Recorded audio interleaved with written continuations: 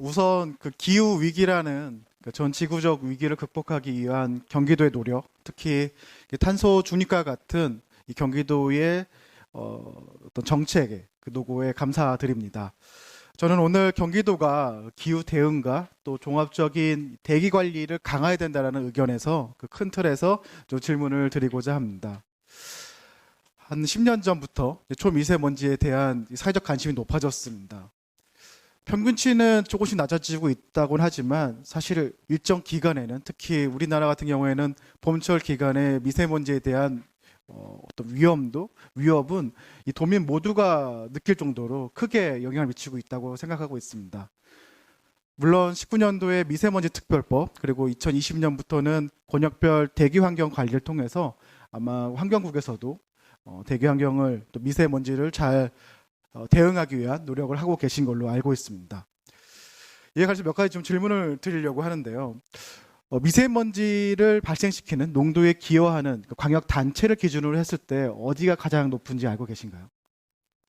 예, 이건 그 발전소가 있는 충남이 가장 높고요. 예, 첫 번째가 충남입니다. 예, 맞습니다. 미세먼지를 발생시키는 기여도로 봤을 땐 충남이 제일 높습니다. 아마도 발전이라든지 수정법으로 인해서 산업단지라든지 산업체가 아마 충남에 많이 배치되어 있기 때문일 겁니다. 하지만 충남이 19%를 기여를 하는데요.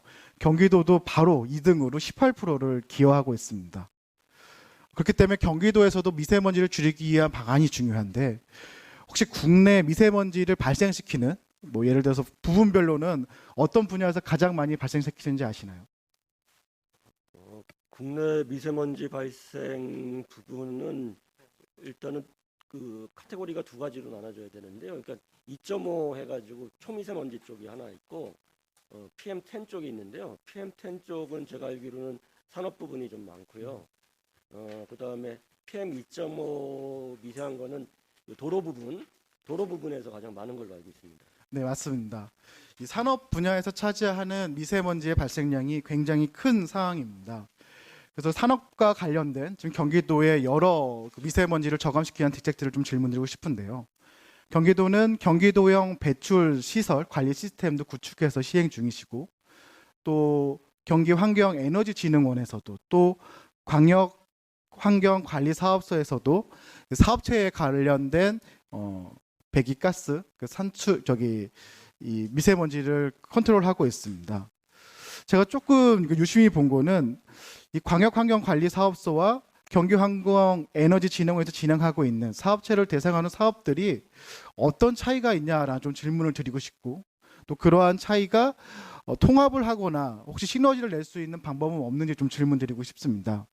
예를 들면은 광역환경관리사업소는 사실 산업단지를 중심으로 해서 이 사업체들 배출업소를 관리하는 게 주요 업무고요.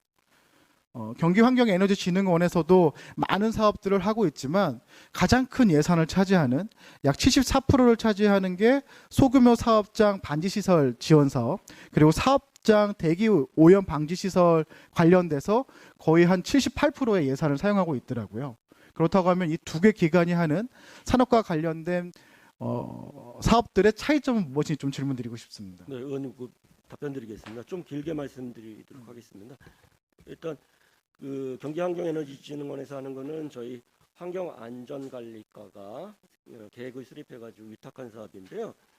여기는 방지시설이 낙후됐는데 그게 대기오염이 많이 발생되니까 보조금을 줘서 그 시설 개선해주는 사업들입니다. 그래서 그 예산이 시설 개선, 그러니까 지원하고 관리 쪽이 크고요.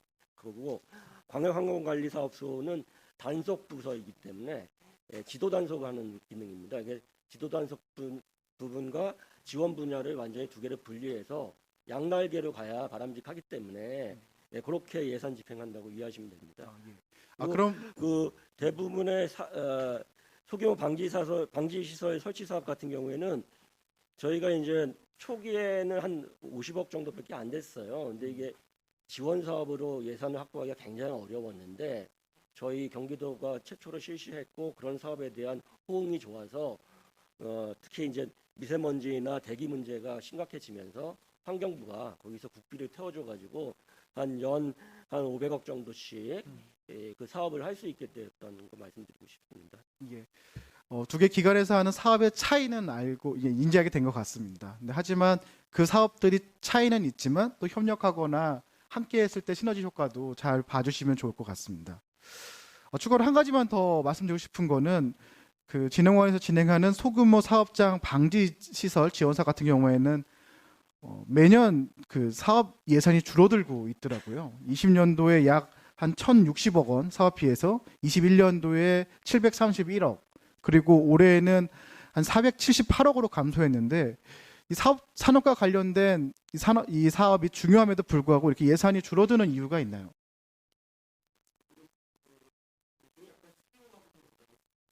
수요하고 연관돼 있습니다. 이게 초기에 많은 기업들이 신청을 했고 또 환경부가 국비가 많이 내려와서 사업이 됐고요. 그 이후에는 신청 기업이 조금 줄어들었습니다. 이미 설치한 게 많이 설치가 돼가지고요. 그런 부분이 있다고 말씀드리겠습니다. 그래서 예. 지금 누적된 게 저희가 몇 년 동안 누적된 부분도 좀 있습니다. 그래서 예. 그런 성격 때문에 좀 줄어들었다고 이해하시면 될 것 같습니다. 예. 그럼에도 불구하고 저희가 지도 단속을 하는 그 사업체의 양, 그리고 어쩌면은 말씀하신 것처럼 저희가 초기에 설정된 기준을 채우는 그런 업체 수는 줄어들고 있다 하더라도 기준을 좀 확장하거나 확대했을 때는 더 많은 사업체, 더 많은 산업에서의 미세먼지와 온실가스를 줄이기 위한 노력을 좀 부탁드리도록 하겠습니다. 의원님 이거 지적 아주 감사드리고요. 누적된 게 한 4,300개소 누적해서 설치했고요. 의원님 말씀대로 그런 문제가 있어서 이제 카테고리를 바꿔가지고 아스콘이라든지 그다음에 이번에는 아스콘하고 그다음에 인쇄 이런 식으로 카테고리를 좀 바꿔가지고 새로운 수요를 발굴해서 사업을 더 진행시키려고 환경안전관리과에서 노력하고 있습니다. 네, 감사합니다. 산업도 중요하지만 또 다른 분야의 중요성도 있습니다. 사실 도로와 같은 경우 교통과 관련된 부분인데요. 발생량은 산업에서 가장 크지만 우리 도민들, 시민들의 건강에 영향을 미치는 피해 정도로 봤을 때는 도로에서 발생되는 미세먼지가 가장 치명적입니다. 이 도로에 관련해서도 좀 질문을 드리고 싶은데요. 보고해 주신 바와 같이 그 노후 경유차의 퇴출이나 또 대형 그 경유차에 대한 어떤 친환경 탄소화 정책을 경기도에서 추진하고 계신 걸로 알고 있습니다. 근데 그럼에도 불구하고 조금 아쉬운 부분들이 있는데 미세먼지가 일정 기간에 더 집중적으로 발생하기 때문에 비상시 운영 제한이라든지 계절 관리 운영 제한 기간 중에 경기도의 적발 건수가 굉장히 많았습니다. 이거는 2021년도뿐만 아니라 그 전 19년도부터도 계속 50% 이상이 경기도에서 적발되고 있는데 혹시 이거에 대한 문제 의식이라든지 어떤 대응 방안이 있으실까요? 이게 경기도가 일단 차량 수가 타자치구에 비해서 많다는 거 먼저 말씀드리고 또 한 가지는 예전에는 수도권만 단속했는데 타 지자체에서 들어오는 차량들이 경기도 산업활동이 크기 때문에 들어오는 차량이 많다는 거는 좀 말씀하고 이해를 좀 부탁드립니다. 다만 이제 경기도가 이런 것들 때문에 다른 시도보다 사업량은 훨씬 많습니다. 그러니까 노후 경유차를 폐차시키거나 저공해하는 것들은 타시보다 사업량이 많음에도 불구하고 이런 적발 건수가 더 많다는 거는 그런 부분 때문이라고 좀 이해 부탁드리겠습니다. 예. 그럼에도 불구하고 경기도의 그 미세먼지 배출 현황을 보면은 다른 지자체 같은 경우에는 사실은 산업 부분이 많이 그 비중이 큰 상황인데 한 80% 가까이 되고요. 근데 경기도만은 산업과 도로, 공공 사실 고르게 배출을 하고 있습니다. 그렇기 때문에 물론 통과교통이 많고 또 경기도의 특수한 상황은 있지만 이 도로에서 발생하는 교통으로 발생하는 미세먼지와 온실가스를 줄이기 위한 방안을 좀 검토 부탁드리겠습니다.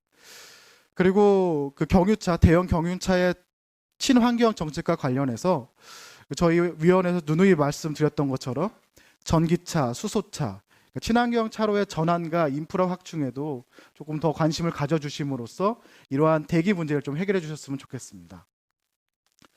마지막으로 말씀드리고 싶은 거는 2차 생성에 관련된 부분인데요. 사실 최근에 미세먼지는 어느 정도 저감하는 노력을 하고 있는데 오존이라든지 2차 상승 관련된 그 휘발성 유기 화합물질 같은 경우에는 사실 실효적인 관리라든지 저감 정책이 좀 필요할 것 같습니다. 보건연구소에서 그 제출해 주신 보고서를 보면은 조금 흥미로운 게 있는데 2021년도 김포시의 초미세먼지 발생 원인별 기여도를 보면은 2차 질산염과 2차 황산염에서 발생한 기여도가 가장 컸습니다. 이처럼 지역별, 분야별도 중요하지만 이 2차 그 생성 그 원인에 대해서도 좀 철저하게 관리를 좀 부탁드리도록 하겠습니다. 예, 이상입니다.